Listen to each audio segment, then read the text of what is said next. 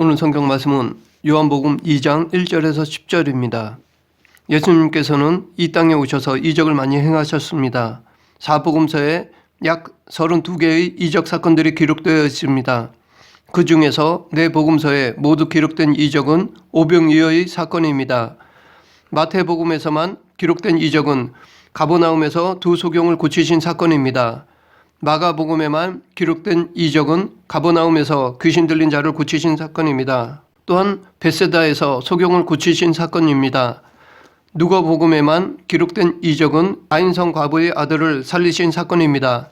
또한 18년 된 병자를 고치신 사건입니다. 그리고 10명의 문둥병 환자를 고치신 사건입니다. 요한복음에만 기록된 이적은 첫째, 물로 포도주를 만드신 사건입니다. 둘째, 베데스다 연못에서 병자를 고치신 사건입니다. 셋째, 나면서 소경된 자를 고치신 사건입니다. 넷째, 나사로를 살리신 사건입니다. 다섯째, 부활 후 제자들에게 물고기를 잡게 하신 사건입니다. 여기서 알 수 있듯이 어느 복음서도 예수님의 이적을 모두 다 기록하지는 않았습니다. 각 복음서마다 저자가 필요한 이적들만을 기록하고 있습니다.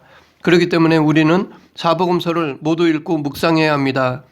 그런데 성경에는 이적이라는 말과 표적이라는 말을 구분하여 쓰고 있습니다. 이렇게 구분한다는 것은 차이점이 있기 때문입니다. 이적은 일어날 수 없는 기이한 일이라는 뜻입니다. 표적도 기이한 일을 말하고 있지만 기이한 일 그 자체보다는 무엇인가를 지시하는 일이라는 뜻을 가지고 있습니다. 즉 표적은 기이한 일을 통한 사인이라는 개념이 더 큽니다. 물론 우리들은 예수님이 이루신 모든 이적 속에서 그 의미들을 찾습니다. 그러나 표적은 특별한 목적을 이루기 위한 이적으로서 이적 자체보다는 그 목적이 중요합니다. 사인은 그 자체로 끝나는 것이 아니라 궁극적으로 지시하는 것이 있습니다.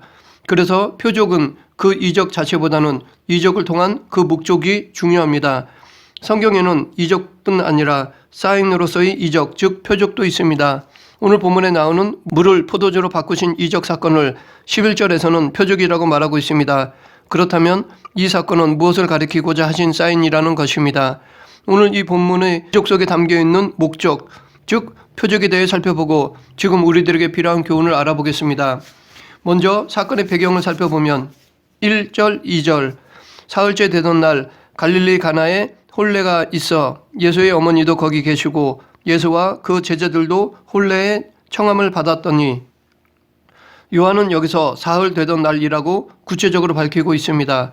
그것은 곧 이 날이 특별한 의미가 있다는 것을 간접적으로 말하는 것입니다.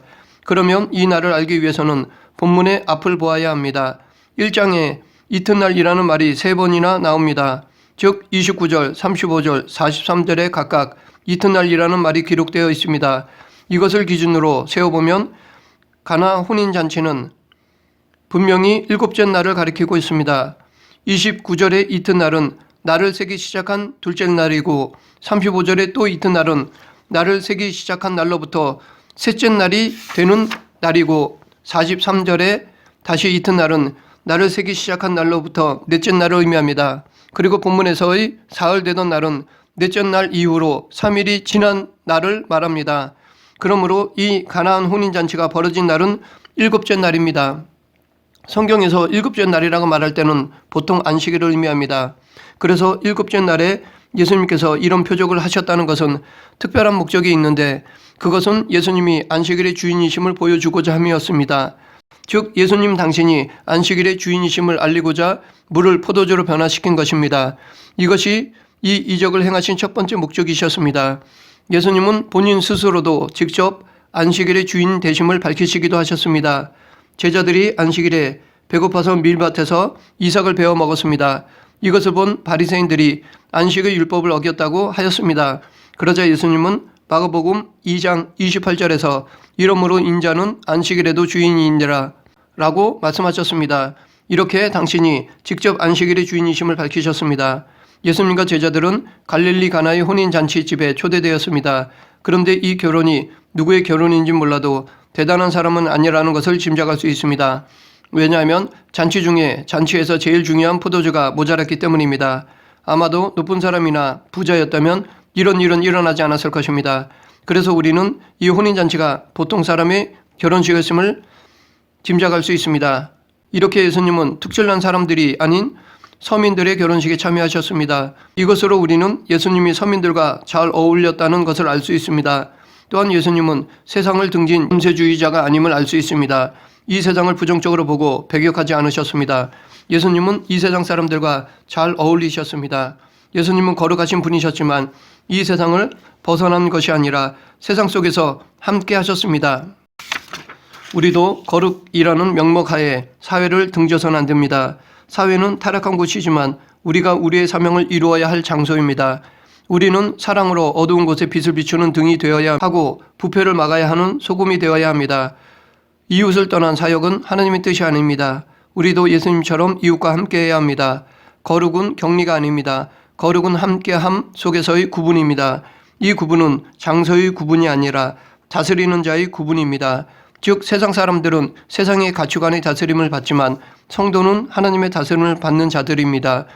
그런데 하나님의 다스림을 받는 데 있어서도 주의해야 할 것이 있습니다. 우리의 거룩한 삶은 바리새인들처럼 겉으로만 특별하게 보여서는 안 됩니다. 외식하는 자가 되어서는 안 됩니다. 하나님의 다스리심이 생활에서 자연스럽게 흘러나와야 합니다. 다시 말해 삶 속에서 그리스도의 맛을 내야 합니다. 그리스도의 향기를 풍겨야 합니다. 이것이 하나님이 바라시는 거룩입니다. 계속해서 가나 혼인잔치에서 어떤 일이 발생했는지 살펴보겠습니다.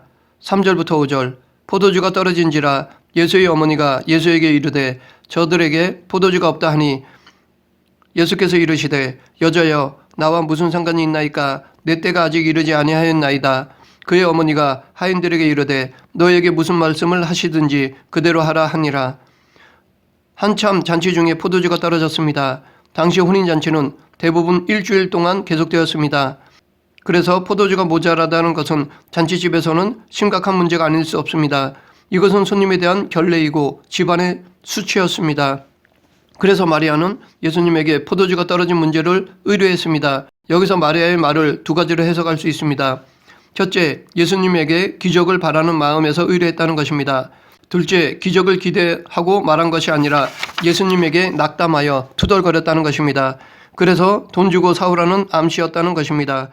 두 가지 중에 어떤 것이 사실이건 간에 중요한 것은 마리아는 이 문제를 예수님께 가지고 갔다는 것입니다. 예수님께 아뢰어 해결받으려 했다는 것입니다.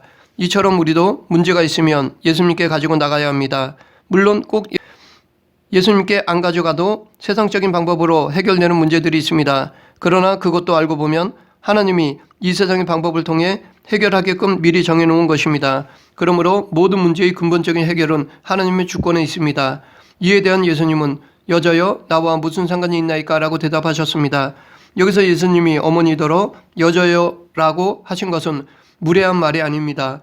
당시 유대사회에서 귀부인들에게 구나이라고 불렀습니다. 그렇기 때문에 여기서 예수님이 어머니를 향하여 여자여라고 부른 이유는 어머니를 높인 것입니다. 그리고 예수님은 이제부터 새로운 신분이기 때문입니다. 공생애를 시작한 이상 예수님은 마리아의 육적 아들이 아닌 하나님의 아들이신 것입니다. 그래서 마리아를 육적 어머니인 메테르라고 부르지 않았던 것입니다. 예수님께서 많은 사람들을 가르치실 때 사람들이 예수의 모친과 동생들이 와서 밖에 서서 사람을 보내어 예수를 부르니 무리가 예수를 둘러 앉았다가 여짜오되 보소서 당신의 모친과 동생들과 누이들이 밖에서 찾나이다 라고 물었습니다. 이때도 예수님은 대답하시되 누가 내 모친이며 동생이냐 하시고 둘러 앉은 자들을 둘러보시며 가라사대 내 모친과 내 동생을 보라 라고 말씀하셨습니다. 예수님은 메시아 사역을 하시면서 더 이상 혈육에 얽매이지 않으셨습니다.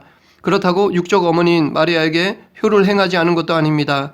예수님은 십자가 위에서 죽으시면서까지 제자 요한에게 어머니 마리아를 부탁하셨습니다. 예수님은 하나님의 명령하신 효를 조금도 부족함 없이 끝까지 행하셨습니다. 그리고 내 때가 아직 이르지 아니하였나이다 라고 대답했습니다. 여기서 내 때란 메시아의 영광을 나타낼 때를 의미합니다. 그런데 예수님 정도라면 굳이 때를 기다릴 필요가 없다고 생각됩니다. 자신의 능력으로도 얼마든지 해결할 수 있었습니다. 그럼에도 불구하고 굳이 때를 기다린 이유는 예수님은 자기 기분대로 일하지 않고 하나님 나라와 그 일을 먼저 구했기 때문입니다. 즉 하나님 우선순위로 사셨기 때문입니다.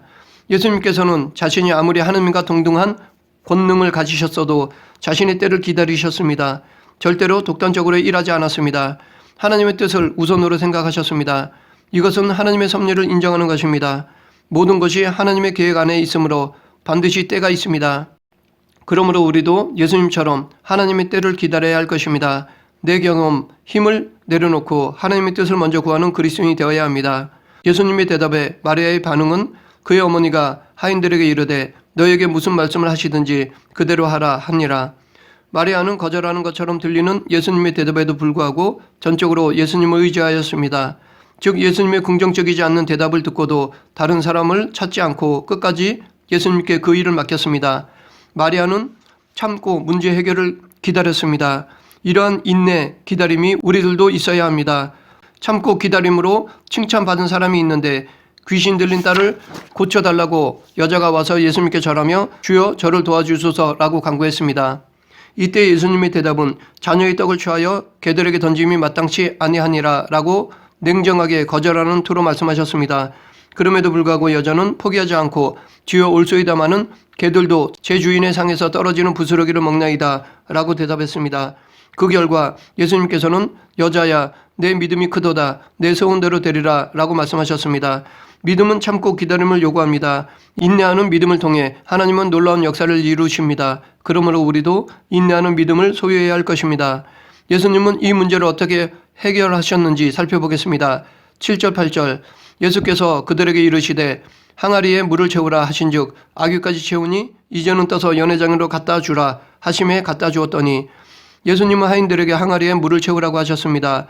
여기 항아리는 당시 손님들이 음식 먹기 전에 손을 씻는 세숫대야였습니다. 그런데 거기에다가 물을 채우라고 하셨는데 그것도 넘칠 정도로 가득히 채우라고 하셨습니다. 그리고 그것을 연회장에 갖다 주라고 하셨습니다. 이에 대한 하인들은 즉시 순종하였습니다. 어떠한 불평이나 의문도 없이 시키는 대로 했습니다. 이것은 비상식적인 행위였습니다. 비상식적이다 못해 미친 짓이었습니다. 왜냐하면 이런 행동은 스님들에게 맞아 죽을 수도 있기 때문입니다. 그럼에도 불구하고 하인들은 시키는 대로 했습니다. 이것이 종의 모습입니다. 종은 주인이 하라는 대로 하는 사람입니다. 그 명령이 이해되건 되지 않건 간에 그대로 복종해야 하는 것이 종입니다.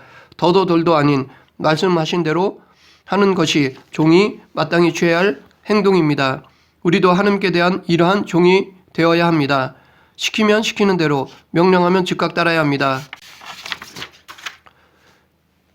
이러한 모습이 참 그리스도인이요 자기를 부정하는 제자의 모습입니다. 그 결과 어떻게 되었습니까? 9절 10절 연회장은 물로 된 포도주를 맛보고도 어디서 났는지 알지 못하되 물떠온 하인들은 알더라. 연회장이 신랑을 불러 말하되 사람마다 먼저 좋은 포도주를 내고 취한 후에 낮은 것을 내거늘 그대는 지금까지 좋은 포도주를 두었도다 하니라. 잔치가 회복되었습니다. 문제가 해결되었습니다. 절망이 기쁨으로 변했습니다. 그러므로 우리는 예수님 밖에서 행복을 찾을 수 없습니다. 물론 쾌락은 찾을 수 있어도 참 행복은 없습니다. 세상에서의 쾌락은 오래가지 못하며 나중에는 좋지 못한 것으로 변합니다. 또한 그 결과도 좋지 않습니다.